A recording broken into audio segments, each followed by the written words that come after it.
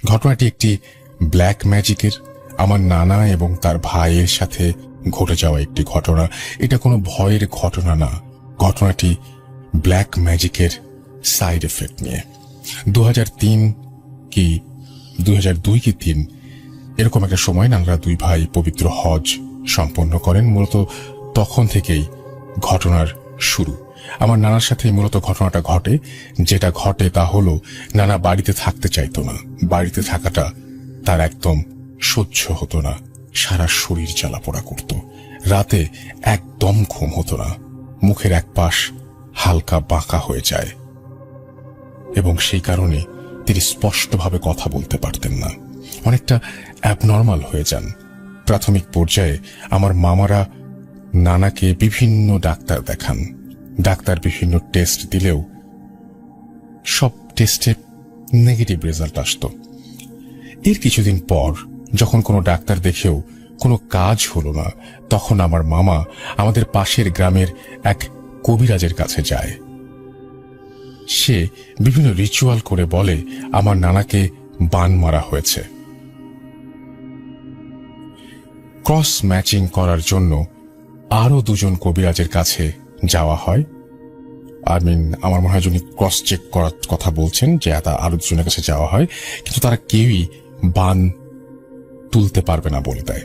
যাই হোক, শেষে এমন একজন কবিরাজের সন্ধান পাই যে জিন দ্বারা তদবির করে। নানার বাড়িতে রাতে আসে এবং আসার পরে প্রথমে তারা যে কাজটা করে সেটা হচ্ছে সুতো দিয়ে দুই হাতের কনিষ্ঠ অঙ্গুলি থেকে কনুই পর্যন্ত মাপে। মাপার শেষে দেখা গেল দুই হাতের মাপের পার্থক্য 1 ইঞ্চি। কবিরাজ এর কথা মতে নানাকে বান মারা হয়েছে, এটাই নাকি তার প্রমাণ। এরপর কবিরাজ তার নিজের ওপর জিন নিয়ে আসে এবং তার মাধ্যমে জানতে পারে নানাকে 2 জায়গায় তাবিজ করা হয়েছে। তাবিজ দুটো জিনের মাধ্যমে তোলা হয়, যেগুলো দুটো একটা কথা না বললেই না, বান মারাটা কুফরি কালাম। এর সাথে জড়িত সকল পক্ষই প্রত্যক্ষ এবং পরোক্ষভাবে ক্ষতির সম্মুখীন হয়। আমিও সেটাই বলবো যে এই কাজটা সম্পর্কে আগ্রহ থাকাও কারো ঠিক না। সত্যি এটা আগ্রহ থাকার মতো কোনো কাজ না, এটা করার মতো কোনো কাজ না। এই ধরনের কাজ থেকে আল্লাহ যেন সবসময় আমাদের দূরে রাখেন, হেফাজত করেন, সেটাই আমার প্রার্থনা। আর আপনাদের কাছে যদি এরকম ঘটনা থাকে অবশ্যই লিখে পাঠাবেন আমাকে লেখার ঠিকানা russell.bhoot.com@gmail.com। Spirit, be here with me.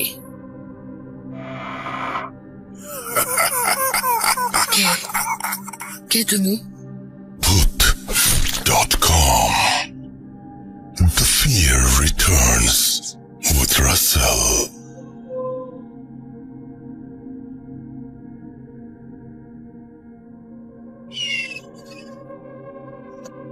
কিছু কিছু মানুষ খুব তাড়াতাড়ি কাছে চলে আসেন। এই সেদিন শুরু করলাম Bhoot.com, এর মধ্যেই কিছু কিছু মানুষ খুব কাছে চলে এসেছেন। কিছু কিছু মানুষের ঘটনা আমাকে দারুণভাবে নাড়া দেয়, কি চমৎকার ভাবে ঘটনা বলেন। এবং যতজনের ঘটনা আমি শুনেছি তার মধ্যে আমার প্রিয় একজন হচ্ছেন, যিনি খুবই রিসেন্টলি আমার সাথে যুক্ত হয়েছেন Bhoot.com চালু করার পরে। তিনি হচ্ছেন রেহমান ভাই, এবং তিনি ক্যানাডা থেকে রেগুলার আমাদের ঘটনা দেন এবং অসম্ভব সুন্দর ঘটনা তিনি আমাদেরকে উপহার দিয়ে থাকেন।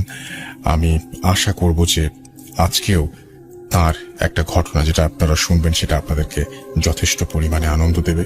এবং তার ঘটনা মানেই স্পেশাল কিছু, বিশেষ করে তার বলার যে ভঙ্গি, এটাতে আমি খুবই মুগ্ধ। এবং আমিও এত চমৎকারভাবে হয়তো গল্প বলতে পারি না। আমি শুধুমাত্র আপনাদের যারা ঘটনা বলেন তাদের সাথে আপনাদের সম্পর্কটা জুড়ে দিতে পারি, এইটুকুই পারি আমি, এর চেয়ে বেশি কিছু পারি না। তারপরে আপনাদের ভালোবাসা সামনে চলার সাহস যোগায়। তো আমরা আজকে রেহমান ভাইয়ের ঘটনা শুনবো এবং সেই একই সাথে আমি যেটা করব সেটা হচ্ছে যে আপনাদের হাফেজ মাইনুদ্দিন ভাইয়ের যে ঘটনাটা সেটাও শোনাবো একটু পরে, এবং আপনারা আমাকে অবশ্যই ইমেল করে ঘটনা পাঠাবেন, না হয় কিন্তু শো বন্ধ হয়ে যাবে। সুতরাং ঘটনা পাঠাতেই হবে। ব্ল্যাক ম্যাজিকের ঘটনা সবাই শুনতে চান, ব্ল্যাক ম্যাজিকের ঘটনা চাই চাই চাই। যার পরিবারের সাথে যার সাথে এরকম ধরনের ঘটনা ঘটেছে, আল্লাহ না করুক, তারপর যদি ঘটে গিয়ে থাকে তাহলে অবশ্যই আমাদের পাঠিয়ে দিন। সবাই শোনার জন্য অধীরভাবে আগ্রহে আছেন। আমি এখন চলে যাব ঘটনায়, এবং আমাদের ঘটনা যাওয়ার আগে ইমেল অ্যাড্রেসটা আরো একবার স্মরণ করিয়ে দিই, russell.bhoot.com@gmail.com। আমি চলে যাচ্ছি আমাদের দ্বিতীয় ঘটনায়। সশ্রদ্ধ সালাম, আমি রহমান বলছি, টরন্টো, কানাডা থেকে। কানাডার গ্রেট সিটি টরন্টোতে আমাদের তখন প্রথম পদার্পণ, এবং তখন বাড়ি খুঁজছি কেনার জন্য। আমরা একটা বাড়ি রেন্ট করেছিলাম, বেশ সুন্দর ছোট্ট একটা বাড়ি, পেছনে বিশাল আপেল আর পিয়ার্সের বড় দুটো গাছ। একটা স্কুলের সাথে, স্কুলের ঠিক পেছনেই একটা এই বাড়িটা অনেক সুন্দর, অনেক ফুলের গাছ, সবকিছু মিলিয়ে একেবারে গুছানো একটি ছোট্ট বাড়ি। সো আমরা ওখানে যখন উঠলাম, তার মাস কয়েকের মধ্যে আমার এক সিনিয়র কলিগ, ওনারও ইমিগ্রেশন নিয়ে ওনারা কানাডায় আসবেন। তো আমরা বললাম, তো অসুবিধা নেই, আপনারা এখানেই থাকতে পারেন, অনেক মজা হবে, সবাই মিলে মজা করব, আনটিল আনলেস আপনারা এর মধ্যে হয়তো বাড়ি দেখে শুনে হয়তো কোথাও কিনতে পারবেন। তো উনি পছন্দ করলেন। ওনারা যখন এলেন, আমরা বেশ ভালোই আনন্দের সময় কাটাচ্ছিলাম কানাডাতে। ওনার এক ছেলে এক মেয়ে, আমাদেরও তাই। নতুন দেশ, নতুন পরিবেশ, রান্না বান্না করা, লন্ড্রি করা, গ্রোসারি করা, এই যেমন সবাই মিলে একসাথে হইচই করে ওয়ালমার্ট, লবলস, উইনার্স, এগুলো ফেমাস স্টোর্স গুলোতে মজা করে কেনাকাটা করা, সবকিছু মিলিয়ে এক নতুন জীবনের স্বাদ পাচ্ছিলাম। একটা ছোট ঘটনা বলতে পারি, অনেক ইন্টারেস্টিং। আমার ছেলের জন্য একটা সাইকেল কিনেছিলাম। সে তো অনেক খুশি, সাইকেল নিয়ে স্কুলের পর সবসময় ওটা নিয়ে ব্যস্ত থাকে। এক সপ্তাহ পরেই একদিন স্কুলের ওখানে বেশ একটু ঢালু, টিলার মতো, ওখানে চালাতে গিয়ে একটা ডিচের মধ্যে হিট করে সাইকেলের সামনেটা পুরোটাই ভেঙে যায়, একেবারে মেইন যে রড আছে ওটা পুরোটাই ভেঙে যায়, রড আয়রনটা। So it was a big hit. যাই হোক, ছেলে মোটামুটি ভালোই ছিল, একটু ব্যথা পেয়েছিল, পরে আমার ওয়াইফ ওকে একটু মলম টলম লাগিয়ে দিয়েছে, পরে ঠিক হয়ে গিয়েছিল। তো এখন আমি ভাবছিলাম এই সাইকেলের এই মেইন রডটা কোথায় পাবো। তো শেষে ভাবলাম যে যেখান থেকে কিনেছি, যে বিগ স্টোর, ওখানে যাই, ওখানে গিয়ে ওদেরকে জিজ্ঞেস করি, ওদের কাছে হয়তো পার্টস থাকতে পারে। আমি আর আমার ওয়াইফ মিলে আমরা গেলাম, ওখানে গিয়ে আমরা লাইনে দাঁড়ালাম, সেই কাস্টমার সার্ভিসের লাইনে। তো ওখানে গিয়ে জাস্ট মনে মনে ভাবছিলাম যে কিভাবে বলবো কি হয়েছে, ভাঙলো কি করে। কিছু বলার আগে মেয়েটা এসে ডেস্ক থেকে দেখলো, দেখে একটা স্টিকার লাগিয়ে আমাদেরকে বললো যে ওই সাইকেল যেখান থেকে র্যাক আছে ওখান থেকে তোমরা যে কোনো একটা পছন্দ করে নিয়ে আসো। তা আমরা ঠিক বুঝলাম না, পেছনে আরো 4-5 জন লোক লাইনে থাকাতে আমি আর আমার ওয়াইফ মিলে গিয়ে আর একটা পছন্দ করলাম। একটু আগের সাইকেলের চাইতে এটা একটু দাম একটু বেশি, তারপরও বেশ সুন্দর সাইকেলটি। তো ওটা যখন আমরা নিয়ে আসলাম, আসার পর মেয়েটা আসলো, এসে দেখলো আমাকে শুধু ডিফারেন্স অফ ডলার যেটা আছে আমাকে বললো যে you can pay it in the cash counter. তা আমি বললাম যে বাহ। আমি আর আমার ওয়াইফ মুখ চাওয়াচাওয়ি করলাম, আমরা একটা প্রশ্ন করলো না, ভাঙলো কি করে, কি হয়েছে না হয়েছে, কখন কিনেছো, মানে জাস্ট রিসিটের ভেতরেই সবকিছু। সো এটাই হচ্ছে ফান ওখানে শপিং করার জন্য। তো মেইন ঘটনায় আসি, আমাদের অতিথিরা ওনারা বাড়ি পেয়ে গিয়েছেন তখন, মনের মতো মাস 2 আমাদের সাথে ছিলেন। তো ওনারা বাড়িতে তখন শিফট করে আমাদেরকে বললো চলে ওখানে আসার জন্য, সবাই মিলে কদিন না হয় হইচই করলাম একসাথে। যা বলা তাই কাজ। উনি যেখানে বাড়িটা কিনেছেন এটা পিয়ারসন ইন্টারন্যাশনাল এয়ারপোর্ট থেকে হাইওয়েতে যদি আসতে চান তাহলে 15 মিনিটের রাস্তা, এবং বেশ চমৎকার নেবারহুড, অনেক গাছালির মধ্যে এই ছোট্ট রাস্তাগুলো এঁকে বেঁকে গেছে ওখানে। তো যতটুকু শুনতে পেলাম, এখানে যারা নেবারহুডে যারা থাকে, যে 8-10টা বাড়ি আছে, এই গত 48 বছরে এখানে কোনো বাড়ি কেনা বেচা হয়নি। অর্থাৎ ওনারাই প্রথম একটা কিনলেন এই 48 বছর পর ওখানে, একটা কাপল ছিল ওখানে, প্রায় 90 বছর ওদের বয়স। সো এই ভদ্রলোক মারা গেছেন, তো এখন ভদ্রমহিলা যেহেতু একা ওনার পক্ষে সম্ভব না ওখানে এই বাড়িটা টেক কেয়ার করার, সো উনি প্ল্যান অনুযায়ী এটা উনি বিক্রি করে দিয়ে কোনো একটা অ্যাপার্টমেন্টে উঠে যাবেন, ইজি ফর হার। সো ওনাদের বাড়িটা হচ্ছে ঢোকার মুখে একটা চার্চের পরপরেই হচ্ছে এই বাড়িটা। তা এখন সবাই মিলে ওখানে আমরা বেশ হইচই করছিলাম, সারাদিন ধরে আমরা খুব মজা করছিলাম। ওনারা তো আগ্রহ নিয়ে দেখাচ্ছিল এবং অনেক প্ল্যান বলছিল কিভাবে এটা রেনোভেট করা যাবে, অনেক কিছু হয়তো বদলে ফেলতে হবে। নিচে বেসমেন্টের নিচে যে ফ্লোরটা ওটা পুরোটাই আসলে চেঞ্জ করতে হবে, অনেক পুরনো। ওখানে একটা স্টাডি রুমের মতো দেখলাম, দরজাটা তো পুরোটাই ভাঙা, ওটা রিপেয়ার করা হয়নি। একটা বাথরুম আছে, টয়লেট এন্ড বাথ আছে, আর একটা বেডরুম আছে নিচে বেসমেন্টে। বেডরুমের বেসমেন্টের আবার একদিকটা কাচের, এক সাইডটা উপরের দিকে কাচের, যাতে বাইরের অন্তত কিছুটা দেখা যায়, এভাবে ডিজাইন করা। তো ভেরি ইন্টারেস্টিং থিং হচ্ছে মেইন ফ্লোরের মধ্যে ওনাদের যে লিভিং অ্যান্ড যে এবং যেটা ডাইনিং এরিয়া বলা যায়, সেটার মাঝামাঝি একটা অনেক বড় একটা খুব সুন্দর ঘোলাটে একটা কাঁচ দেখতে পেলাম। ওই কাঁচ দিয়ে আসলে পুরোটা একটা ওয়ালের মতো, ওখানের ভেতরে বেশ ঘোলাটে কিছু পিকচারের মধ্যে কিছু মেয়ের কিছু ছবি, কিছু মিউজিক্যাল ইনস্ট্রুমেন্টের। উনি বলল যে এই কাঁচটা ইজিপ্ট থেকে প্রায় সেই 50 বছর আগে ওনারা $20,000 দিয়ে, US ডলার দিয়ে ওনারা এটা ইম্পোর্ট করেছিলেন। এটা অনেক ইন্টারেস্টিং, এটা তো বেশ ভালো লাগলো।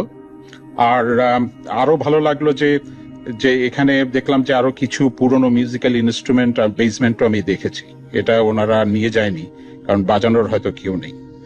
তো রাতে ডিনার হলো, ডিনার করে সবাই মিলে এখন বসলাম। আমার ওয়াইফ অনেক সুন্দর গান গায়, তো ওর গানের গলা বেশ মিষ্টি, তো সবাই ধরলো আমার ওয়াইফকে গান শোনানোর জন্য।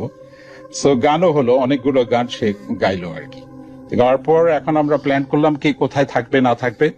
তা আমি, আমার ওয়াইফ আর আমার ছেলে আমরা নিচে বেসমেন্টে বেডরুমে থাকতে পারবো, আর উপরে এক মাস্টার বেডের ভিতরে আমার সেই সিনিয়র কলিগ, ওনার ওয়াইফ আর ছেলে, আর আরেকটা যেটা রুম আছে ওখানে আমার দুটো মেয়েই থাকতে পারবে, কোনো অসুবিধা নেই। সবকিছু সেট হয়ে গেল, সবাই যার যার রুমে চলে গেল।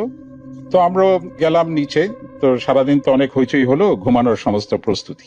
তো ঘুমাতে গেলাম, ঘুমাতে যাওয়ার দেখি কি হলো ব্যাপারটা। আমি তো নিজেই দেখলাম যে হুইল চেয়ারে করে একজন বেরিয়ে গেল ওদিক থেকে। তো সমস্ত সাহস করে আমি যখন ওদিকে স্টাডি রুমের দিকে গেলাম, ভেতরে ঢুকে দেখি তেমন কেউ নেই, এদিক ওদিক তাকাচ্ছি না, কেউ নেই। হঠাৎ শব্দ করে দেখি সেই যে পেন্টিংটা সেই ভদ্রলোকের, সেই পেন্টিংটা দেয়াল থেকে পড়ে গেল। আমি বললাম এগুলো কি হচ্ছে, এই মুভির মতো এগুলো হঠাৎ শব্দ করে পেন্টিংটা পড়বে কে? এমন না যে কোনো কারণ থাকতে পারে ওই মুহূর্তে ওই পেন্টিংটা পড়তে হবে। আমার মাথায় ঠিক ঢুকছিল না যে এসব কি হচ্ছে। তো আমি বেডরুমে ব্যাক করে চলে আসলাম। বেশ কিছুক্ষণ আমার বডির ভেতরে ওই ফিলিংটা ছিল যে কি করা যায়, আমার ওয়াইফকে কি আবার ডাকবো? আবার ভাবলাম যে না, সে হয়তো দেখা গেল হঠাৎ যদি ভয় পায় সারাটা রাত সে এমনি পার করে দেবে। তো আমি আর ডাকলাম না। পরদিন সকালে ঘুম থেকে আমরা উঠলাম, হাত মুখ ধুয়ে যখন উপরে গেলাম ডাইনিং এর এবং কিচেনে, তখন ভাবি ছুটোছুটি করছে। আমার ওয়াইফ গিয়ে ওনার সাথে হেল্প করলো তখন নাস্তা রেডি করার জন্য। তো আমরা তখনও কেউ কিছু বলছি না। একটু পরে দেখি আমার সেই সিনিয়র কলিগ বেসমেন্ট থেকে ক্লিনিং এর যাবতীয় যত স্টাফ আছে ওগুলো নিয়ে উপরে আসছে। কি ব্যাপার? তো যা শুনলাম অবাক না হয়ে পারলাম না। সেই 50 বছরের পুরনো সেই বিশাল ডেকোরেটেড গ্লাসটি কে যেন ভেঙে ফেলেছে। তা আমরা গিয়ে যখন আমি গিয়ে ওখানে দেখলাম, আসলেই তো মনে হলো হাতুড়ি দিয়ে সে ওই কর্নারে কেউ হিট করেছে এবং ওগুলো স্ক্র্যাচ, ওগুলো যে ভেঙে গেছে, ফেটে গেছে, সেই পুরো ইমপ্রেশনটা পুরাই দেখা যাচ্ছে। আমি তো হতবাক। তখন আমি আর শেয়ার না করে পারলাম না। ওনাকে বললাম সকালবেলা যে কাল রাতে কি ঘটেছে বেসমেন্টের ভেতরে, এবং বললাম যে হুইল চেয়ারে করে আমি নিজে দেখেছি একজন ওখান থেকে বেরিয়ে যেতে, এবং বললাম যে সেই পেন্টিংটা পড়লো কি করে। তখন উনি এবং ভাবি, আমরা বাচ্চারা সবাই দৌড়ে নিচে এসে এবং দেখলাম সত্যিই সেই স্টাডি রুমের নিচে তখনও পর্যন্ত সেই পেন্টিংটা ওখানে পড়ে আছে। কিন্তু সেই হুইল চেয়ারের ভদ্রলোকের ব্যাপারটার কেউ কোনো এক্সপ্লেনেশন দিতে পারলো না। সো কানাডাতে সেই প্রথম আমার এই হন্টেড ঘটনার অভিজ্ঞতা হলো। ভূত.com এর সকল শ্রোতা ও কলাকুশলীকে আবারও ধন্যবাদ। রাসেল ভাই, আপনাকেও অজস্র ধন্যবাদ জানিয়ে বিদায় নিচ্ছি।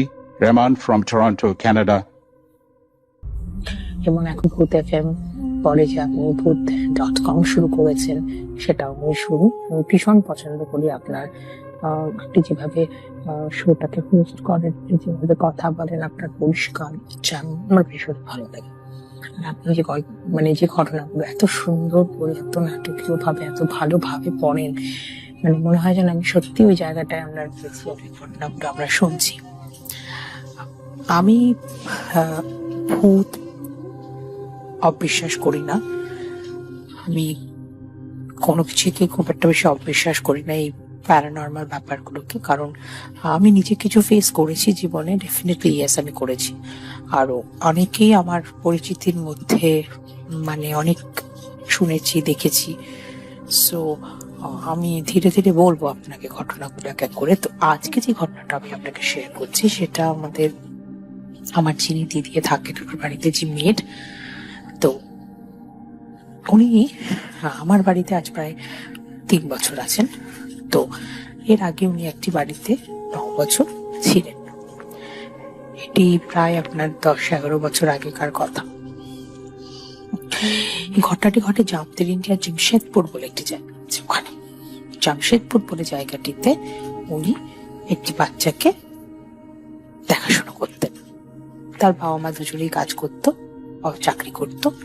তো একদিন বিকেলে দিদি ছাদে যায় জামা কাপড় আনার জন্য। জামা কাপড় মেলা ছিল, তো ওগুলো বিকেল বেলা তখন শুনতে পড়ছে।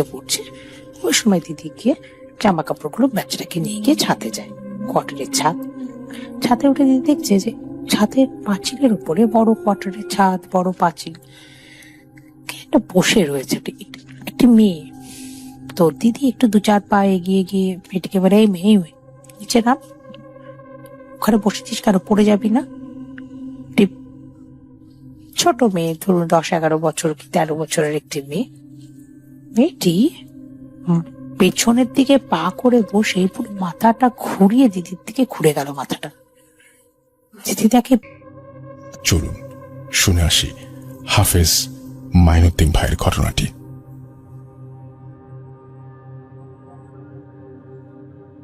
আসসালামু আলাইকুম রহমতুল্লাহ।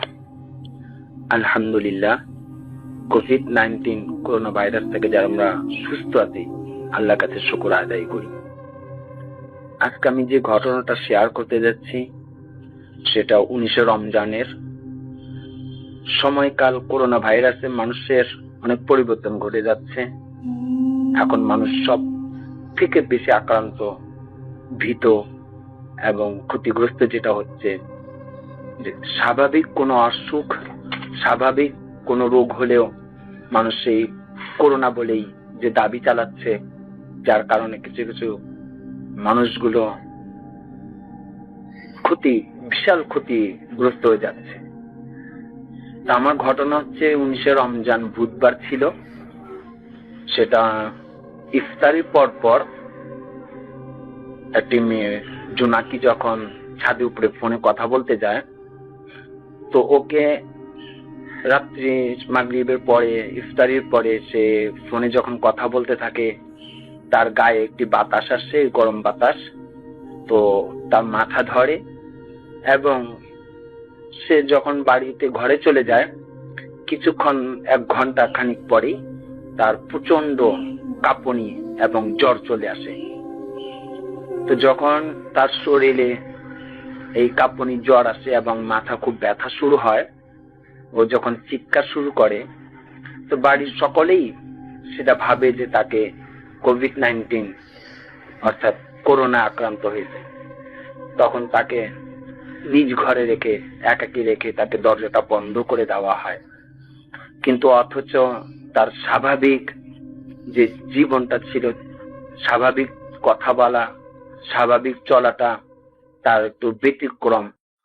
ওনাকে যখন আমরা সুস্থ করার পর ওনার কাছ থেকে যাগুলো শুনি, উনি আমাকে যেভাবে বর্ণনা করেন, এবং আমি যখন উনি জিনে আক্রান্ত থাকে, যখন আমি তাকে দেখতে যাই, তখন আমি তাকে যেভাবে দেখি, তো স্বাভাবিক বর্তমানে সবাই ভাবে তাকে করোনা আক্রান্ত, কিন্তু আমি যেটা ভাবছি বা যেটা দেখছি এবং উনিও যেভাবে তার শরীরে ক্ষতিগ্রস্ত হয়েছে, এটা জিন ধরা।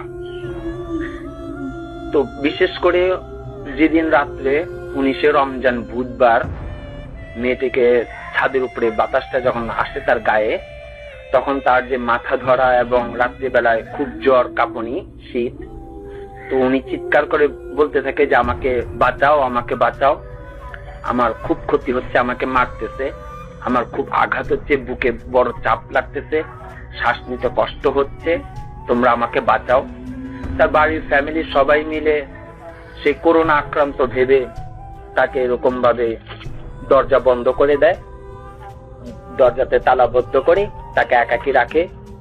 সেদিন সে সারা রাত খুব কষ্ট, তার সারা রাত সেই জিনে ধরা একটা রোগীকে যেভাবে জিন আক্রান্ত, জিনে মারধর করা, আঘাত দেওয়া, তাকে কষ্ট দেওয়া, সে সারা রাত সে কষ্ট ভোগ করতে হয়েছে। সকলেই সেহেরি খেতে উঠছিল, কিন্তু তাকে কেউ দেখতেও যায়নি, তার কি পরিস্থিতি, উনি শুধু চিৎকার করতে। বিশেষভাবে দিনের বেলাতে যখন তার মানুষগুলো ফ্যামিলিগত ভাবে কেউ জানলা দিয়ে দেখে, তখন দেখে যে সে একাকী হাসতেছে এবং কিছুক্ষণ পর আবার কান্না করে, এবং অতীত এমন পিছনো কথা যা ওর জন্ম পূর্বে, মেয়েটির জন্মের পূর্বে অতীতের অনেক কথাগুলো সে তার বাবা সম্বন্ধে, দাদা সম্বন্ধে একা একা বলতে লাগলো। তো হঠাৎ করে তাদের ভেতরে একটা ভাবনা আসলো, যেটা অদ্ভুত বিষয়, করোনা আক্রান্ত রোগী, উনি হাসে, কান্না করে, আবার তার বাবার, দাদার অতীতের যার জন্ম শোনেনি, দেখেনি, কিন্তু বলে যাচ্ছে। তার স্বাভাবিক আচরণ বিধি দেখে তখন তারা একটা ভাবলো যে তাহলে হয়তো তার অন্য কোনো সমস্যা। তখন একজন হুজুরকে ডাকানো হয়।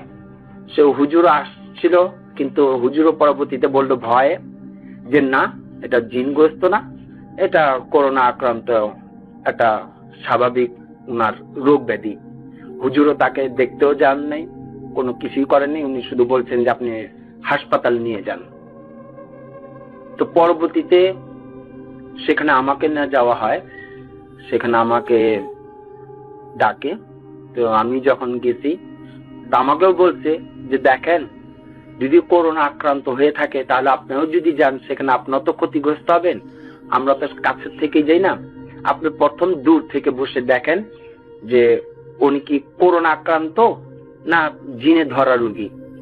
তখন বললাম ঠিক আছে, দরজাটা তালাবদ্ধ করে যেহেতু রেখেছেন, ওনার অবস্থা তো খুবই খারাপের দিকে দেখা যাচ্ছে, আমি প্রথম জানলা দিয়ে তার সাথে কথা বলি।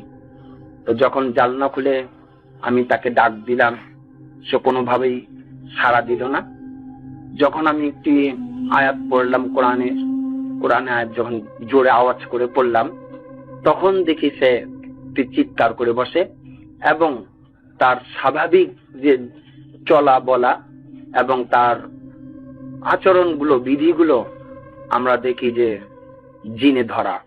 তার চোখ দুটো প্রচন্ড লাল হয়ে দেখা, এবং কারো না কারো সেই কোভিড-19 মতো রোগ, করোনা আক্রান্তর মতো মাথা ধরা, বুকে চাপ পড়া, জ্বর চলে আসা, এমনকি শ্বাসকষ্ট, ঠিক যেমন করোনা আক্রান্ত রোগীদের মতো যে সমস্যাগুলো দেখা দেয়, তাদের ঘরের মধ্যে একের পর একজন পর একজন একটা সমস্যা পড়েই থাকে।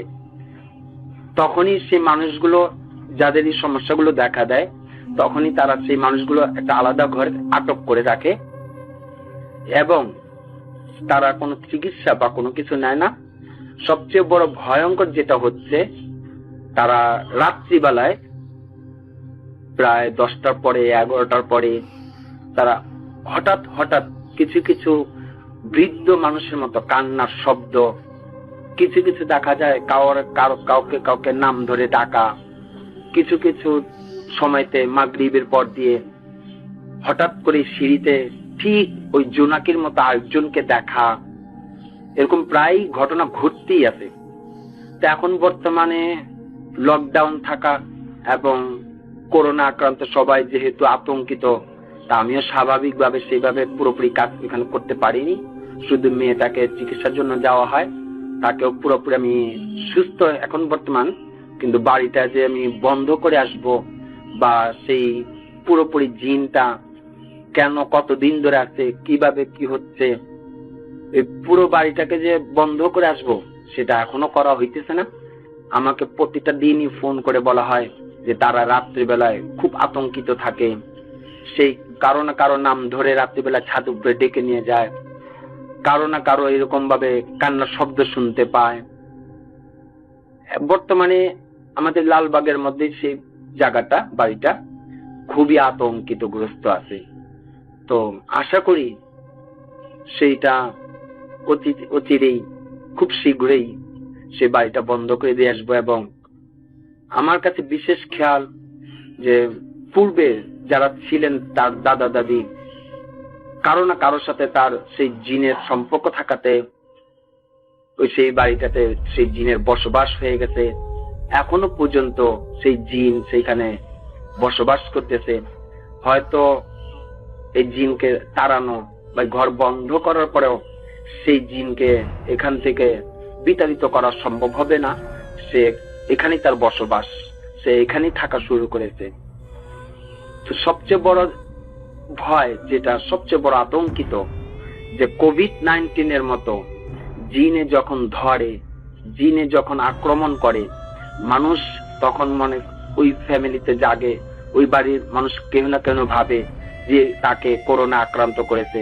তাকে কেউ সাহায্য বা কোনো চিকিৎসার জন্য কেউ অগ্রসর হয় না, তাকে গৃহবন্দী দরজাতে তালা দিয়ে রাখা হয়।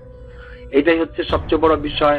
দুঃখজনক যে কোভিড-19 আমাদেরকে বর্তমানে মানুষ পরিবর্তন, মানুষের ভেতরে যে সহানুভূতি, মানুষের ভেতরে যে একটা মানব সেবা, আমরা মানুষ থেকে ভালোবাসাটা দূরে সরে যাচ্ছি।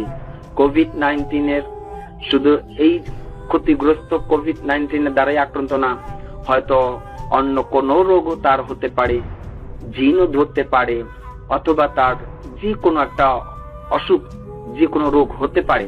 কিন্তু আমরা বিশেষভাবে এই কোভিড-19 করোনা আক্রান্ত ভেবে স্বাভাবিক মানুষগুলো, স্বাভাবিক মানুষের দিনগুলো ক্ষতিগ্রস্ত আমরা করে যাচ্ছি।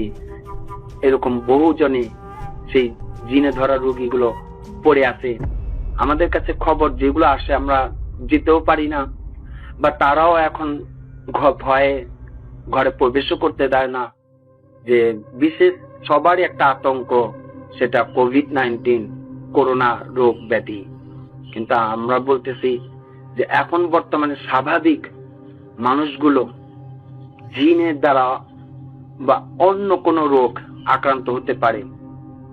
অতএব যে কোনো রোগ হোক না কেন, আমাদের সবারই সচেতনতা দরকার। কোভিড-19 ভেবে একটা মানুষের জীবন নষ্ট না করা, একটা মানুষকে মৃত্যু ঝুঁকিতে না নেওয়া। তো এই ছিল আমার আজকে ঘটনা। আরো ইনশাল্লাহ আমার আরো কিছু ঘটনা আছে, আমি পরবর্তীতে আবারও পাঠাবো। আসসালামু আলাইকুম ভাইয়া, আমার জন্য দোয়া করবেন।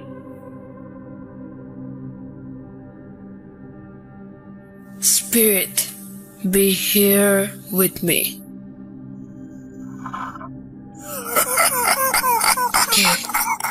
কে তুমি? Put.com.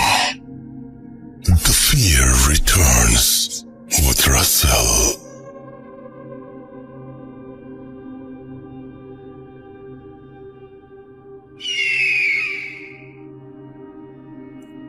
আমি জানি বিশ্বাস করা খুবই শক্ত, বিশ্বাস করা বেশ কঠিন। মাঝে মাঝে কিছু কিছু ঘটনা শুনে আমার ভেতরেও যে সন্দেহ দানা বাঁধে না তেমন কিন্তু না, আমার মধ্যেও সন্দেহ আসে। আমি তখন আবারও পাল্টা ইমেল করি, আচ্ছা আপনি যে ঘটনাটি পাঠিয়েছেন, এই ঘটনাটা আরেকবার একটু যদি জানাতেন আমাকে, যে আপনি যা লিখছেন বা যা বলছেন সেটা সত্যি ঘটনা, একটু প্লিজ জানাবেন।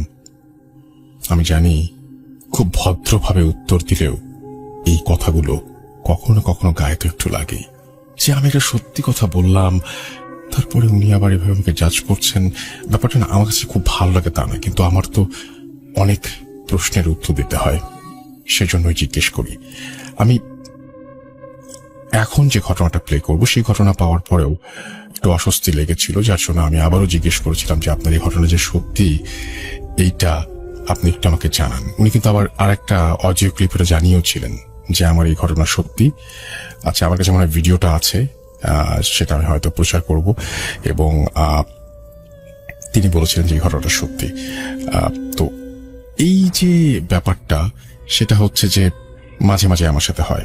যাই হোক, আমরা কথা না বলে নেক্সট ঘটনায় যাব। ঘটনাটা কেন এরকম অস্বাভাবিক বললাম, কেন আমার বিশ্বাস হতে চাচ্ছিল না, আপনারা একটু শুনে দেখুন তো, এবং কমেন্ট করে এই স্বাধীন মিউজিক অ্যাপের কমেন্ট সেকশনে অবশ্যই জানাবেন কোন জায়গাটায় আপনারও খটকা লেগেছে। যদি আপনার খটকার জায়গা আর আমার খটকার জায়গা মিলে যায়, তাহলে বুঝতে পারবো যে we are on the same page, এবং আজকের রাতের বাকি সময়গুলো দারুণ জমবে। চলুন শুনে আসি। আসসালামু আলাইকুম। ধন্যবাদ রাসেল ভাই আমাকে আসলে আজকে গল্পটি বলার সুযোগ দেওয়ার জন্য। আর আপনি তো ভালোই আছেন, আপনি সবসময় ভালো থাকেন। তবে আশা করি যে সমস্ত শ্রোতারা রয়েছে যারা শুনছেন তারা প্রত্যেকেই ভালো আছেন এবং তাদের পরিবার এবং আত্মীয় স্বজন এবং প্রতিবেশী সবাই ভালো আছেন। আমরা আসলে একজন আরেকজনের জন্য দোয়া করি। আমি আসলে বাবা এক্সপোজ নামে একটি গ্রুপের এবং একটি পেজের একজন অ্যাডমিন, এবং আমি বাবা এক্সপোজের সাথে কাজ করতে গিয়ে কয়েকটা প্যারানর্মাল ঘটনার সম্মুখীন হয়েছিলাম। তো সেখান থেকে আমি একটি ঘটনার কথা বলবো। আমরা গিয়েছিলাম 47/2 নামে একটি বাড়িতে, যেটা সম্পর্কে আসলে বিভিন্ন ডকুমেন্টারি আগেই বানানো হয়েছে এবং এটা খুব ফেমাস একটা হন্টেড প্লেস। তো এই জায়গাতে আমরা যাওয়ার পরে আমরা আসলে এর আগে 2-1 গিয়েছিলাম জাস্ট রেকি করার জন্য এবং যাবতীয় অনুমতি যাতে ভিডিও করতে পারি সেই সমস্ত ব্যাপারগুলোর জন্য। তো পরবর্তীতে আমরা যখন গেলাম মূল ভিডিওর জন্য, গিয়েছিলাম বিকাল থেকে সন্ধ্যা পর্যন্ত মোটামুটি আমরা বাড়িটা ঘোরাঘুরি করলাম, দেখলাম কোন জায়গায় কি করব সেটা বুঝলাম এবং ক্যামেরা দিয়ে শুটও করলাম। তো এর মধ্যে কোনো সমস্যা হয়নি এবং আমাদের মনের মধ্যে একটা দৃঢ় বিশ্বাস গেঁথে গিয়েছিল যে না, এটা আসলে কোনো প্যারানর্মাল কোনো কিছু না, জাস্ট অতিরঞ্জিত। সো এটাকে এক্সপোজ করা খুবই সহজ হবে। আমরা আসলে এক্সপোজ করি যে সমস্ত ব্যাপারগুলো আসলে যা বলা হয় আসলে তা না, অতিরঞ্জিত কিংবা রং মাখানো বা গুজব।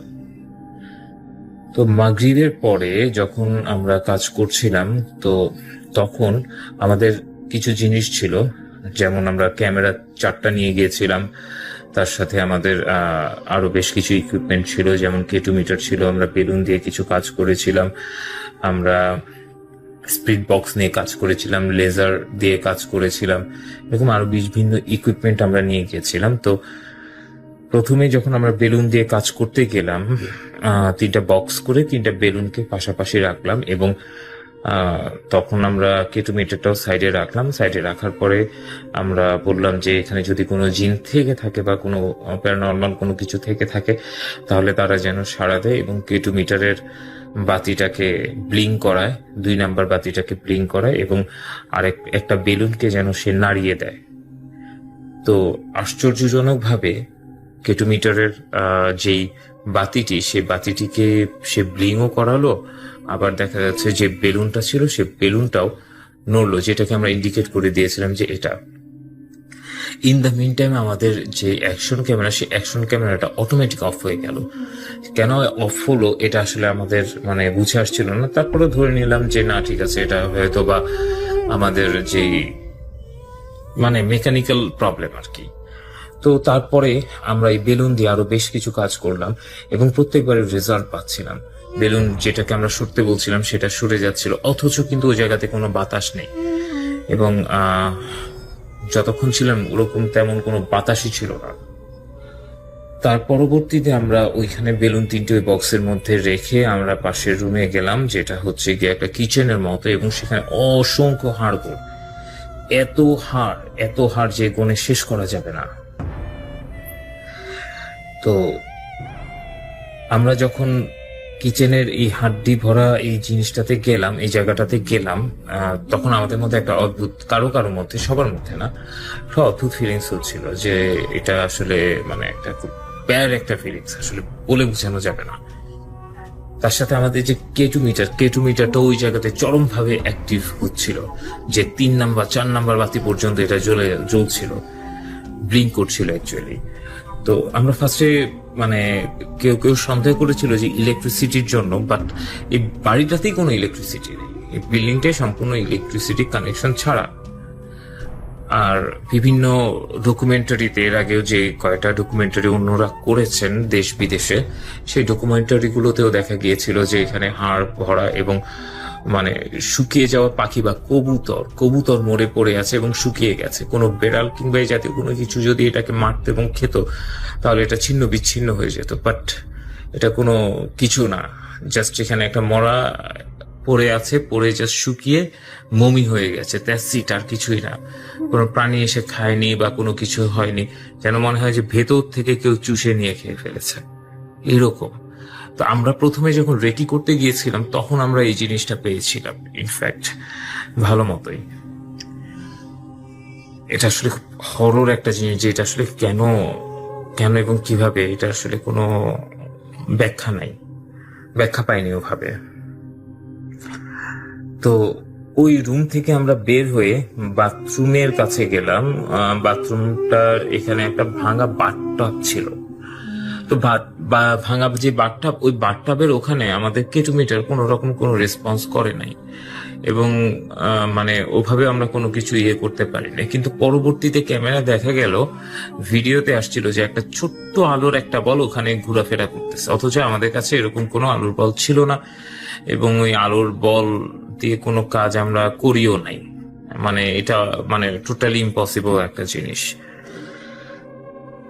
ওখান থেকে আমরা যখন এর আগেই আমরা যখন ওই রুমটা ক্রস করছিলাম, যে রুমে বেলুন ছিল, আমরা দেখি যে বেলুন তিনটা বড় একটা জায়গা নিয়ে ত্রিভুজ আকৃতির অনেকটা ইলুমিনাতি যে ত্রিভুজ ওই রকম আকৃতি করে রয়ে গেছে এবং এই আকৃতিটার মধ্যে আসলে অশুভ কোনো একটা ইঙ্গিত ছিল। মানে একটা ত্রিভুজ হয়ে গেল কোনো বাতাস ছাড়া, বেলুনগুলো জাস্ট নড়ে জাস্ট ওই জায়গাতে চলে গেল। এটা কিরকম না, এর আগেও আমরা যখন কেটোমিটার দিয়ে আমরা বেলুন দিয়ে কাজ করছিলাম, 3টা বেলুন নড়াতে বলছিলাম, 3টা বেলুন নড়তেছিল, একটা বেলুন নড়তে বলতেছিলাম, ওই একটা নির্দিষ্ট বেলুনই নড়তেছিল। মানে এটা একটা মানে ক্রিটিক্যাল একটা জিনিস, মানে এটা আসলে এক্সপ্লেনেবল না। এবং আমাদের মধ্যে কেউ কেউ তখন মানে খুবই কনফিউজ হয়ে গেছে যে actually what is going on, এখানে আসলে কি হচ্ছে। তো তারপরে আমরা অন্য আরেকটা রুমে গেলাম, স্পিড বক্স দিয়ে চেষ্টা করলাম। স্পিড বক্স দিয়ে যখন আমরা চেক করলাম তখন সেখানে অ্যান্সার পেলাম এবং তারা সেখানে দুইজন বা 3জন থাকার কথা বলেছিল, আমার এই মুহূর্তে মনে পড়ছে না। ওই স্পিড বক্স থেকে এই অ্যান্সারটা আসছিল। বাট স্পিড বক্সের ব্যাপারটা আমরা আসলে টোটালি বিলিভ করি না, কারণ এটা র্যান্ডমলি কিছু জিনিস চুজ করে হয়তো বা অ্যান্সার দিয়ে দিতে পারে, হোয়াট এভার। তো এরপরে আমরা আরো 1-2টা ঘরে গিয়েছিলাম, এর মধ্যে একটা ঘরে ভালো রেসপন্স ছিল, আরেকটা ঘরে ছিল না। আমরা যখন ফিরে আসছিলাম, ফিরে আসার সময় ভাবলাম যে আমাদের বাকি যারা ছিল তারা ছবি তুলছিল, যে বিভিন্ন স্টিল পিকচার গুলো নিচ্ছিল জায়গাটার। আর আমি ভাবলাম যে একটু কোরআন তেলাওয়াত করি, একটু আজান দেই, যদি এখানে যেহেতু কিছু সিমটম দেখা গিয়েছে, যাতে আমাদের সেফটির ব্যাপারটাও একটা আছে। সো দ্যাট আমি একটু আয়াতুল কুরসি পড়লাম, আজান দিলাম। আমার সাথে আরেকজন ছিল। মানে ঠিক যখন আমি স্টার্ট করেছি তার কিছুক্ষণ পরে আমার ঠিক পিছনে একটা বেলুন ঠাস করে ফেটে গেল। মানে এমন ভাবে ফাটলো যে আমার পাশে যিনি ছিলেন উনি বেশ চমকে গেলেন এবং উনি ভয় পেয়ে গেলেন।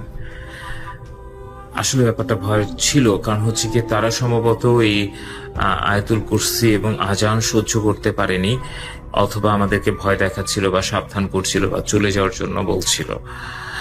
তো আমরা যখন ওখান থেকে ফিরে এলাম, আমাদের মধ্যে কয়েকজন অন্তত 2 মাস পর্যন্ত ভালো ডিপ্রেশনে ছিল। এবং এর মধ্যে আমরা ফিরে আসার পরে জানতে পারলাম যে আমাদের এক মেট যে আমাদের সাথে ওখানে গিয়েছে, তার মাথাতে একটা ছোট একটা মানে পিনের মতো একটা ক্ষত এবং সেখান থেকে রক্ত পড়েছিল। যদিও সে কোনো কিছু বলে নাই এবং সে কোথায় ব্যথা পেয়েছে বা কিভাবে ব্যথা পেয়েছে সে কোনো কিছুই জানে না। ওখান থেকে বের হওয়ার পরে আমাদেরকে সবাইকে বলল।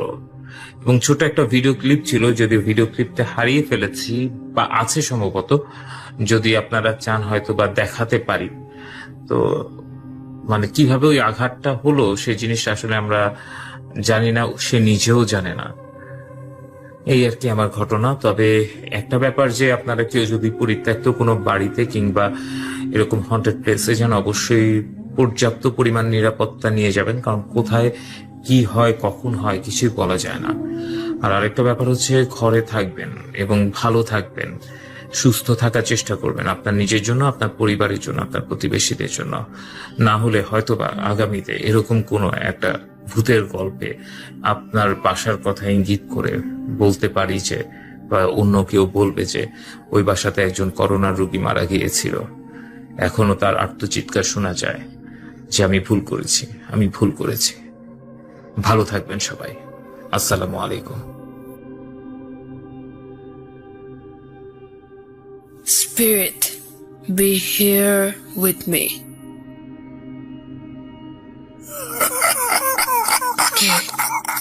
কে তুমি? Bhoot.com. The fear returns with Russell.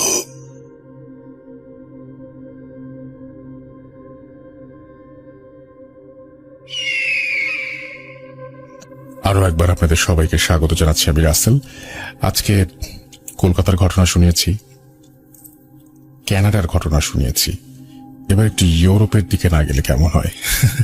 না, আসলেই আমার মাঝে মাঝে মনে হয় যে সমস্ত পৃথিবীর মানুষ কিভাবে যেন সংযুক্ত ভূত.com এর মাধ্যমে। এটা একটা বিরাট ভালোবাসা। এই ভালোবাসার কোনো তুলনা হয় না। আমার শ্রদ্ধা নিন, আমার কৃতজ্ঞতা নিন, এবং পৃথিবীর যেখানেই থাকুন আমাদের একজন হয়ে থাকুন এবং আমাদের সঙ্গে থাকুন। আর আপনি কি আমাদের পাশে কোনো আশেপাশের কোনো গ্রামের বউ পালায় যাইতেছেন? যদি কোনো সমস্যা হয় আমাকে বলেন, আমি আপনাদের শ্বশুর বাড়িতে নিয়ে যাই, বোঝায় সবাইকে বলবো না, বা যাতে কোনো কাজের চাপ না দেয়।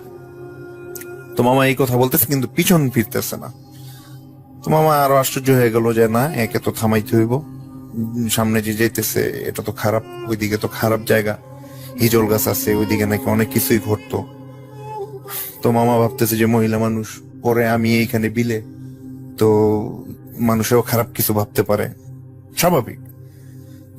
তো মামা কি করছে কি, মহিলারে হাত গিয়ে ধরছে, যাই আর যাইও না, আর বেশি দূর যাইও না, কারণ ওইদিকে পানি। তো মামা গিয়া যখন হাতে ধরছে, রাসেল ভাই বিশ্বাস করবেন না, দেখে যে হাতের কোনো মহিলা মানুষের হাত না, হাত শক্ত আর পশমের মতো কেমন জানি। তো মামা বলতেছে এইটা কেমন। তারপর উনি মনে কিছু নেয় নাই, মামা কি করলো, হাতে ধইরা টান দিছে, এই তুমি আর যেতে পারবে না, তুমি আসো। তো তখন ওইটা আপনার ঘুরে তাকাইছে। রাসেল ভাই বিশ্বাস করবেন না, মামা প্রস্তুত ছিল না যে এই ধরনের কিছু দেখার জন্য। যখন এটা মামার দিকে তাকাইছে, তখন মামা বুঝে ফেলছে যে আজকে তো আমার সাথে খারাপ কিছু একটা হইতে যাইতেছে, কারণ এই জায়গায় এত রাত্রে মহিলা মানুষ কিভাবে আসবো, আসার তো প্রশ্নই না। আর আমিও বোকামি করলাম, মনে মনে ভাবতেছে যে আমিও কি একটা বোকামোর কাজ করলাম, আমাকে তো এটা কোনো ক্ষতিও করে নাই, সামনে চলে গেছে, তো আমি কেন এটার পিছন নিলাম। আর যেহেতু সামনে হিজল গাছ, এখানে খারাপ কিছু হয়, ওইটাই তো ওইটার গন্তব্যে যাচ্ছে, মানে মামা এটা মনে মনে ভাবতেছে। তো এখন আর ভাইবা কি লাভ, উনি ভাবতেছে। তো অল্প কিছু সময়ের মধ্যে উনি ভাবতেছে, কিন্তু ওটা বিড়বিড় করতেছে মামার দিকে, মামার হাতে ধইরা। ওইটাই মামার হাত ধরছে, ধইরা গাট্টিটারাই ফালায়া মামার দুই হাতের মধ্যে ধইরা মামার দিকে তাকায় বিড়বিড় করতেছে, কিন্তু মামা বুঝতে পারতেছে না। ওইটা মামা বুঝতে পারছে যে আজকে আমাকে কাদার মধ্যে গাইরা ফেলবেন, যে আজকে আর রক্ষা নাই, আজকে মনে হয় আর বাড়িতে যাইতে পারবো না। তো ওনার ভাগ্যটা অনেক ভালো যে যেখানে মামারে গাড়ার চেষ্টা করতেছে ওইখানে কাদা এত গভীর না, মানে মাটির নিচে একটু শক্ত, মানে হয়তো আধা ফিটের মতো বা 1 ফিটের মতো, মানে কাদা নিচে, এর নিচে শক্ত মাটি। তো মামার সাথে ধস্তাধস্তি হইতেছে, যখন এটা দেখতেছে যে আর পারতেছে না মামারে গাড়তে বা কাদা মাটি, তখন কি করছে, এটা মামাকে ছুঁড়া মারছে দূরে, যে যেমন আমরা কোনো কিছু হাত দিয়া ছুঁড়া দূরে মারি না, ওই রকম মামাকে ছুঁড়ে মারছে। ছুঁড়া মারার পর মামা একটু দূরে গিয়ে পড়ছে, মানে উনিও স্বাস্থ্যবান, তো ওজন অনেক, 5-6 ফিট দূরে গিয়ে, 7-8 ফিট দূরে গিয়ে এরকম পড়ছে। পড়ার পর মামা দেখলো যে ওইটা মামার দিকে তাকায় কি যেন আবার বিড়বিড় করতেছে, কিন্তু কোনো কথা বুঝতেছে না এটা কি বলতেছে। আর খুব বিশ্রী একটা চেহারা নিয়ে ওনার দিকে বিড়বিড় করে বলতেছে কি যেন। আর কিছুক্ষণ পর এটা ওই আগের রাস্তা ধইরা তার গন্তব্যে যাওয়ার চেষ্টা করতেছে। যখন ওইটা সামনের দিকে যাচ্ছে, কিছুক্ষণ পর পর মামার দিকে তাকায় আর এটা থুতু মারে এইদিক ওইদিক, আর বিড়বিড় করে চোখ ঘুরায়, মানে করে ভয়ঙ্কর চেহারা নিয়ে আর ওটা সামনের দিকে যায়। তো মামা লাড়াচাড়া দিতেছে না, কারণ মামা ভাবতেছে যেহেতু এটা চলে যাইতেছে আমি এখন ওঠার দরকার নাই, আমি যদি উঠি তাহলে যদি আবার এটা এসে যদি আমাকে আবার যদি এটা ধরে বা অ্যাটাক করে বা যদি আমাকে আবার মেরে ফেলে, যদি মেরে ফেলার চেষ্টা করে, এই ধরনের একটা চিন্তা ভাবনা নিয়ে সে আর লড়াচড়া করে নাই, সে এইভাবেই শুয়ে আছে। তিনি এইরকম একটা মামা ইয়ের মধ্যে ছিল, যেমন ঘুমের ঘরের মধ্যে চোখগুলো আপসা আপসা মানে করা খোলা সে দেখতেছে। তো সারা গা কাদায় ভরে গেছে, পানির মধ্যে অল্প একটু। একটা নিয়ম কানুন আছে যে আপনার যে বাড়িতে থাকলে বা এই ধরনের খারাপ কিছুর সাথে কোনো কিছু হইলে বাড়িতে যাওয়ার মানে ঘরে ঢুকার আগে গরম পানি দিয়ে গোসল টোসল এগুলা করতে হয়, তা না হলে এগুলা নাকি সাথেই থাকে বা চলে আসে বা এই ধরনের ক্ষতি করে। তো সেই ধরনের কোনো কিছু আর করে নাই, তো কাউকেও কোনো কিছু বলে নাই, ঠিক আছে। কারণ উনি ভাবতেছে যে উনি এখন ক্লান্ত, উনি শুধু কাদা টাদা এই অবস্থায় উনি গামছা টামছা দিয়ে তো এগুলা গাটা মুছে গিয়ে ঘুমায় পড়ছে, সে আর কাউকে কিছু বলে নাই। তো ঘটনাটা যদি এই জায়গায় শেষ হয়ে যেত তাহলে তো ভালো হইতো, কিন্তু সমস্যাটা এরপর থেকেই একটা বিরাট সমস্যা হয়ে গেছে। যে উনি যখন উনি তো বলতেই পারবো না, উনি গিয়ে তো পুরা বিভোর ঘুমের মধ্যে মামা। তো আমার এক কাজিন ছিল, মামাতো ভাই, ওনারই ছেলে, তো সকালবেলা পড়তেছে, ক্লাস 8-এ পড়ে। তো হঠাৎ সে দেখতে পেলো ওই মামাতো ভাইটা যে একটা অদ্ভুত রকমের একটা কুকুর উঠানের মধ্যে ঘোরাঘুরি করতেছে।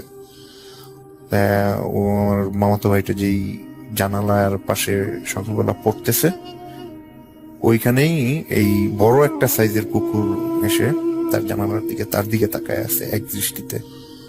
তো সে ভাবতেছে যে কি ব্যাপার, এইভাবে কুকুর এইভাবে তো তাকায় থাকার কথা না, এইভাবে তাকায় আছে কেন? হয়তো ক্ষুধা পাইছে এই জন্য হয়তো তাকায় আছে। তো ওনাকে নাস্তা করার জন্য রুটি দেওয়া হয়েছিল, তো রুটিটা উনি দিল, কিন্তু এটা খাচ্ছে না। তো উনি কি করলো, পুরা একটা রুটি এটাকে দিয়ে দিল খাওয়ার জন্য। যখন পুরো রুটিটা দিয়ে দিল তারপর ওটা খাইলো না, ওটা কি করলো, তার দিকে শুধু কিছুক্ষণ তাকানোর পর তারপর ওটা আবার ওটা রাস্তা চলে গেল, বাড়ির রাস্তা দিয়ে বের হয়ে ওটা চলে গেল। তো ওই দিন বিকেল থেকেই আমার ওই মামাতো ভাইয়ের পেটে ব্যথা শুরু, আস্তে আস্তে পেট ব্যথা। গোসল করি নাই গরম পানি দিয়া বা কোনো করি নাই, কোনো হুজুরের কাছে যাই নাই। তখন সে বুঝতে পারলো যে ঘটনাটা এটার কারণে হয়েছে। তো তখন তো বুঝতে অনেক দেরি হয়ে গেল, এখন তো আর কিছু করার নাই, যা হওয়ার তা তো হয়েই গেছে। তো এই ছিল রাসেল ভাই আমার ঘটনা। তো আশা করি যদি ঘটনাটা ভালো লাগে অবশ্যই এটা আপনি ভূত.com এর সকল শ্রোতাদেরকে প্লে করে শোনাবেন।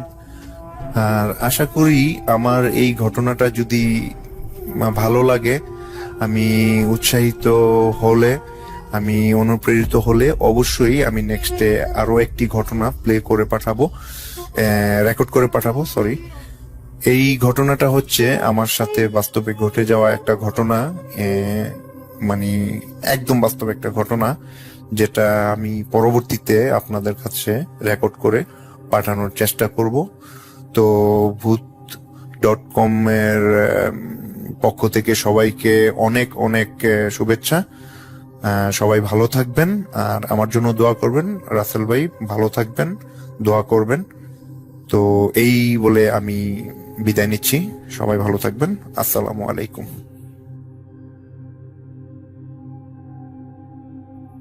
Spirit, be here with me.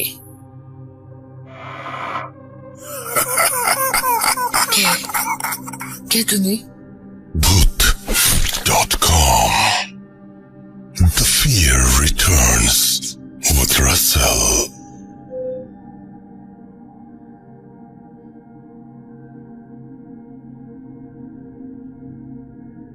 গেলাম ইউরোপে, আমেরিকায় না গেলে কেমন হয়? আপনারা শুনছেন ভূত.com এবং আমি যে ঘটনাটা এখন প্লে করব সেটা আপনারা বুঝেই ফেলেছেন যে আমেরিকা থেকে আসছে, অনেকদিন আগেই ঘটনাটা এসেছিল, আজকে প্রচার করে ফেলতে চাই এবং আশা করছি যে এই ঘটনাটা আপনাদের ভালো লাগবে। চলুন শুনে আসি। হ্যালো, আসসালামু আলাইকুম রাসেল ভাই। আমি নাইস বলছিলাম ইউনাইটেড স্টেটস অফ আমেরিকা থেকে। আমরা অ্যাকচুয়ালি কলোরাডো স্টেটসে থাকি। তো আমরা এখানে এসছি 10 বছর, এর আগে বাংলাদেশে ছিলাম। তো তখন আমাদের একটা ঘটনা ছিল। ঘটনাটা এরকম যে আমাদের বাসা যশোরে, তো ওখানে আমরা অনেক দিন ধরে আমরা ওখানেই স্থানীয়। তো আমাদের যে বাসাটা আমার আব্বু অনেকদিন আগে 90-তে বানিয়েছিল, তখন ওটার পাশে একটা কবর ছিল। তো কবরস্থানটা খুবই ছোট, বাট ওটা আমাদের বাসার সাথেই ছিল। তো যাই হোক, মূল ঘটনায় আসি। আমাদের বাসার একটু বর্ণনা দিই ঘটনাটা বোঝার সুবিধার্থে। তো ঘটনাটা এরকম যে আমরা ওইখানে আমি, আমার বোন আর আমার আব্বু আম্মু থাকতাম। তো আমার ভাই আছে, বাট সে ঢাকাতে থাকতো। তো ঘটনাটা ছিল এরকম, অনেকদিন ধরে আমাদের বাসাতে অনেক চুরি হচ্ছিল। যেরকম আলমারির মধ্যে কোনো কিছু রাখলে টাকা পয়সা স্পেশালি সেগুলো চুরি হয়ে যাচ্ছিল। এমন না যে সব টাকাই চুরি হচ্ছিল অল্প কিছু টাকা। তো সেই জন্যে আমরা আমাদের মেইডকে দেখলাম, খেয়াল করলাম তারা আমাদের বাসায় অলমোস্ট 15 বছর ধরে কাজ করে। তো তারা নেয়ার কথাই না। আর যেহেতু আমার আম্মুর কাছে, আমার আম্মুর কোমরেই সবসময় চাবিগুলো থাকতো, তো সেটা হওয়ারই কথা না। আর সে কখনোই কোমর থেকে চাবিটা খুলতো না, এবং চাবির কোনো ডুপ্লিকেট কোনো চাবিই ছিল না। তো তখন আম্মু দেখলো, অনেকভাবে সে পরীক্ষা করলো যে কিভাবে টাকাগুলো চলে যাচ্ছে। এবং আমার আব্বু খুব বেশি ওরিড হয়ে গেল, কারণ আমার আব্বু আম্মুর মধ্যে এমন ছিল না যে আম্মু কখনো আব্বুকে না বলে টাকা নিবে বা এরকম কিছু। তো তারপরেও আব্বু বলল যে ঠিক আছে। তাহলে আব্বু এইসব অ্যাবনর্মাল বিষয়ে একদমই বিশ্বাস ছিল না। তো সে এমনি বিশ্বাস করে হয়তো জিন আসছে, যেহেতু এটা কোরআনে আছে। বাট আব্বুর ওরকম বিশ্বাস ছিল না যে জিনরা এই কাজটা করতে পারে। কিন্তু আমার আম্মুর বিশ্বাস ছিল যে এর মধ্যে নিশ্চয়ই প্যারানর্মাল কিছুই ব্যাপার আছে। কিন্তু আমরা ওই বাসাতে এতদিন ধরে আসছি, কিন্তু কোনো ব্যাপারই কোনো সময় কোনো ঘটনাই ঘটে নাই। বাট এই প্রথম এরকম অ্যাবনর্মাল কিছু ঘটছে। তখন আব্বু বলল যে ঠিক আছে, তাহলে তুমি একটা কবিরাজ, আমাদের ওখানে কিছু স্থানীয় কবিরাজ আছে, তাদেরকে বললাম যে এটা কি হচ্ছে দেখো একটু। তখন আমার আম্মু এরকম কিছু লোককে বলল, তারা দেখলো, বলল হ্যাঁ এটা জিনেরই কাজ। এবং তারা এটার অনেক ব্যবস্থা দেওয়ার চেষ্টা করলো, বাট কোনো কিছুতেই কাজ হচ্ছিল না। এমন সময় আমি আর আমার হাজবেন্ড আমরা ঢাকাতেই থাকতাম। তো তখন আমরা বাড়িতে গেছি কোনো একটা বন্ধের সময়।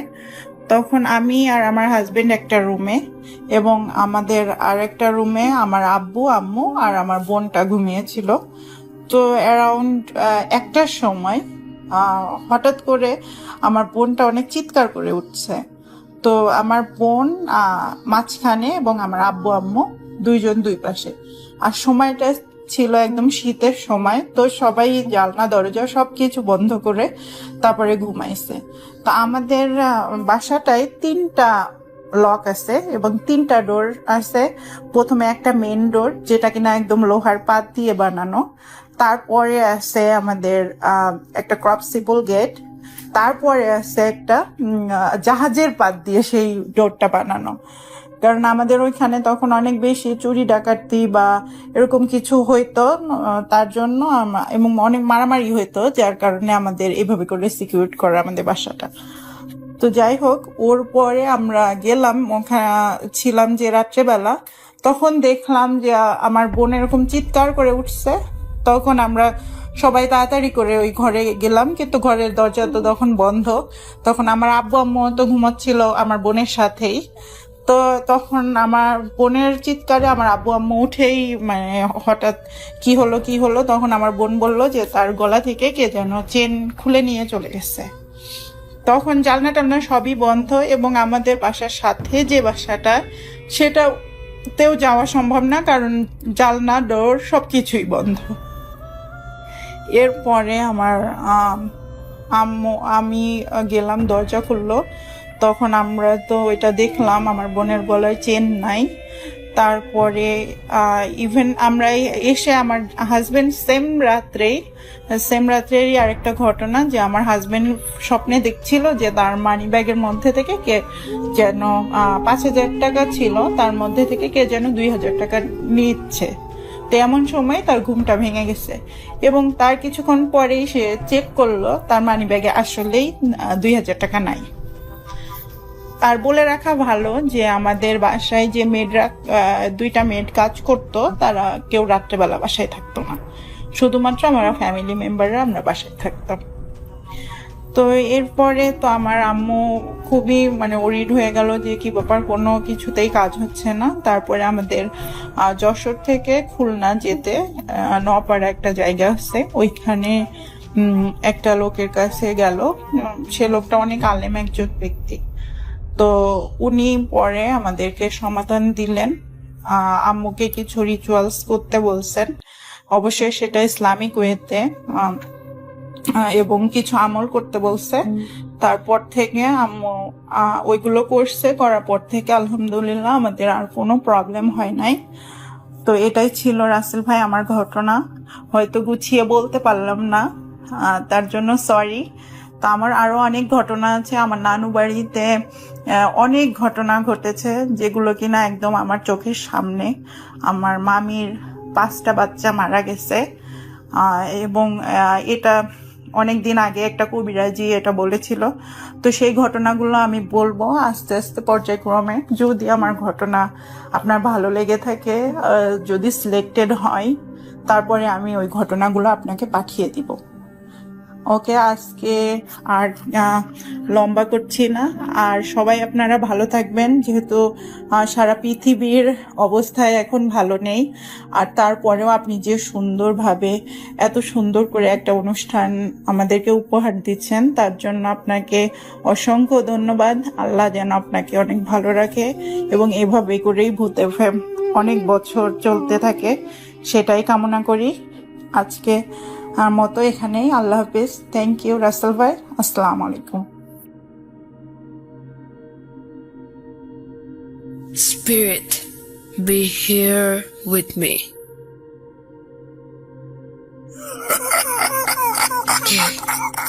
কে তুমি? Bhoot.com. The fear returns with Russell.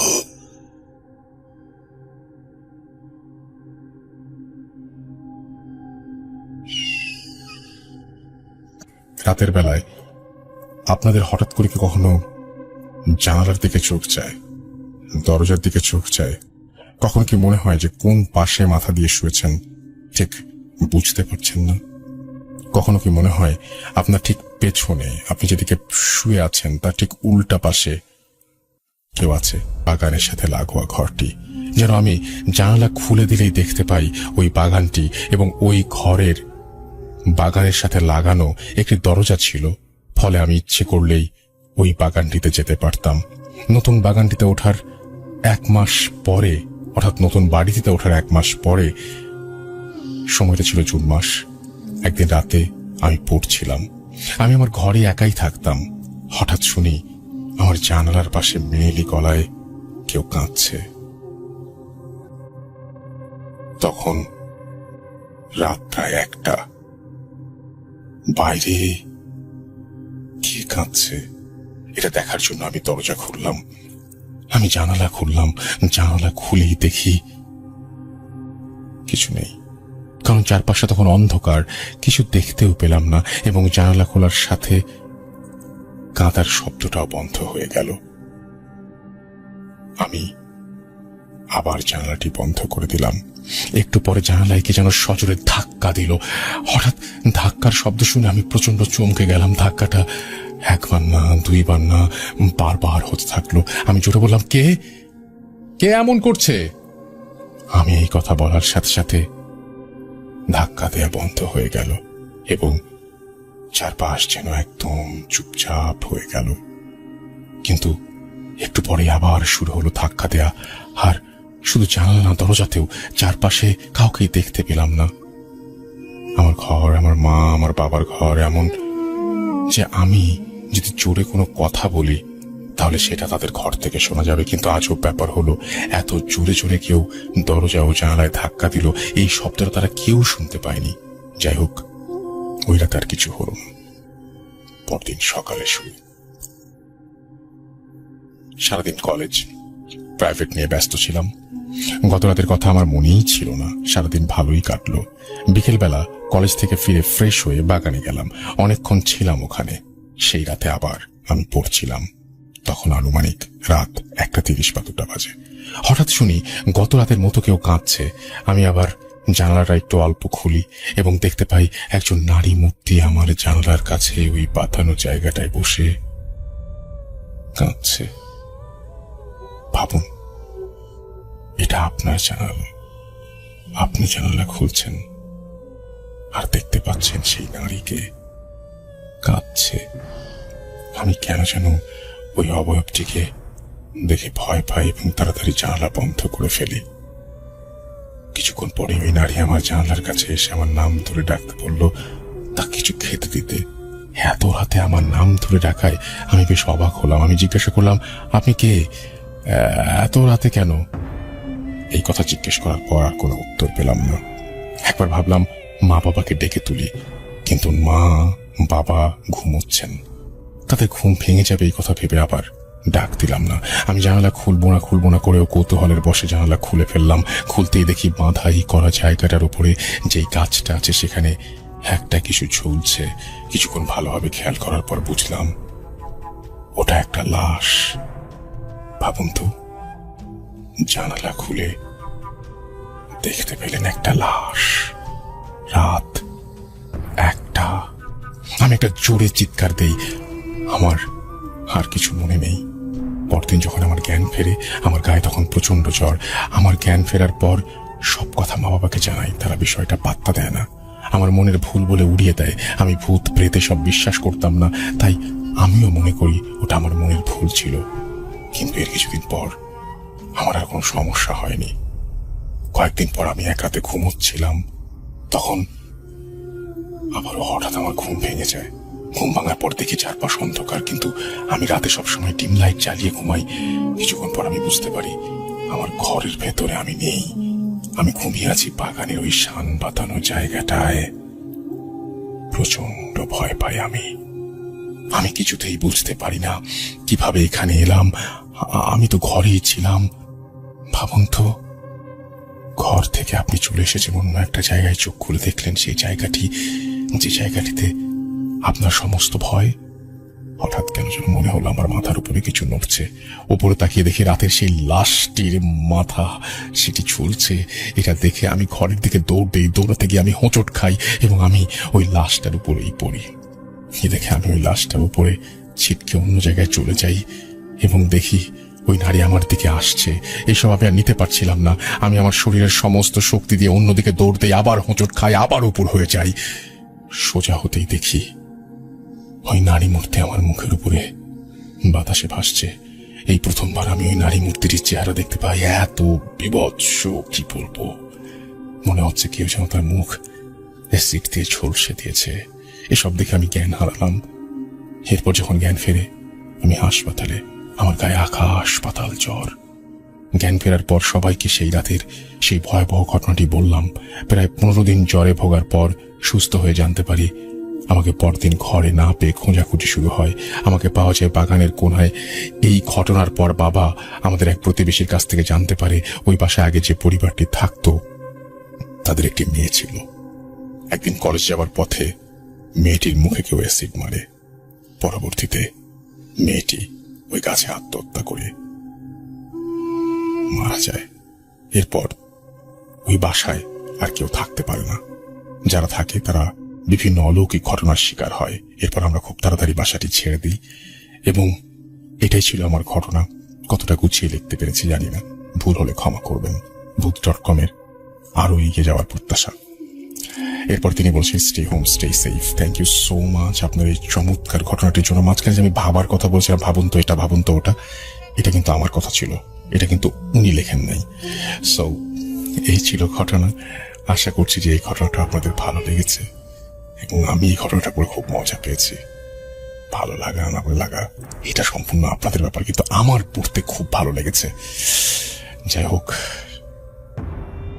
চলুন আমরা জানি না এরপরে ঘটনা আছে কিনা। এই ঘটনাটি এখানেই শেষ। Welcome back. আপনাদের সবাইকে অনেক অনেক ধন্যবাদ এতক্ষণ পর্যন্ত আমাদের সাথে থাকার জন্য। অনেক অনেক শুভকামনা রইল। সব সময় এই ইউটিউব চ্যানেলটি সম্পর্কে আপডেট পেতে আমাদের ইউটিউব চ্যানেলটিকে সাবস্ক্রাইব করুন।